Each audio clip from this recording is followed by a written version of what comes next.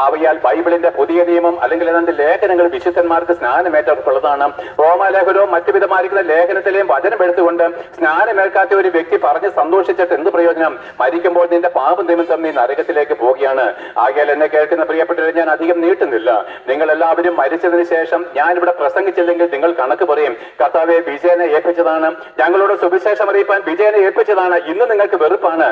അന്ന് നിങ്ങൾ പറയും, ഞാൻ പറഞ്ഞില്ലെങ്കിൽ പറയും, കർത്താവെ ഇത്ര ഭയങ്കരമായിരിക്കും ന്യായവിധി, പാപത്തിന്റെ ശമ്പളം ഇത്ര ഭയങ്കരമായിരിക്കുന്ന നരകമാണെന്ന് അറിഞ്ഞിട്ടും നീ ഇവനെ ഏൽപ്പിച്ചിട്ടും ഇവൻ ഞങ്ങളോട് പറഞ്ഞില്ല, അവൻ ഞങ്ങളോട് സുവിശേഷം ഘോഷിച്ചിരുന്നെങ്കിൽ ഞങ്ങൾ അമ്മയെ അങ്ങ് രക്ഷ പ്രാപിക്കുമായിരുന്നു, അവൻ പറയാഞ്ഞത് കൊണ്ടാണ് ഞങ്ങൾ നരകാക്കിലേക്ക് ഒടുങ്ങി പോകേണ്ടതെന്ന് ആ ന്യായവിധി ദിവസം എന്റെ മുമ്പിലും കർത്താവിന്റെ മുമ്പിൽ നിങ്ങൾ പറയാതിരിക്കേണ്ടതിനും, അതിനപ്പുറം നിങ്ങളുടെ ഒരാളുടെ ആത്മാവ് നരകാക്കിലേക്ക് ഒടുങ്ങിപ്പോയാൽ അവിടെ നിങ്ങളെ മടക്കി വരുത്തുവാൻ ആർക്കും സാധ്യമല്ലാത്തത് കൊണ്ടും, എന്ന് വെച്ചാൽ പുരോഹിതന്മാരുടെ ധൂപ പ്രാർത്ഥനയ്ക്കോ ഞങ്ങൾ ഹിന്ദുക്കളായിരുന്നപ്പോൾ എന്താണ് പിണ്ടാചാരങ്ങളെ വർഷം തോറുള്ള ബലികൾക്കോ ഒന്നിനും നമ്മളെ നരകാക്കിയിൽ നിന്ന് വീണ്ടെടുപ്പാൻ കഴിയാത്തത് കൊണ്ട് പ്രിയപ്പെട്ടവരെ, ശാന്തതയോടെ ഞാൻ പറയുകയാണ്, മനസ്സലിവോടും താഴ്മയോടും ഹൃദയഭേദകമായിരിക്കുന്ന വേദനയോടും കൂടി ഞാൻ നിങ്ങളോട് പറയുകയാണ്, ഒരിക്കൽ മരണവും പിന്നെ ന്യായവിധിയുമുണ്ട്.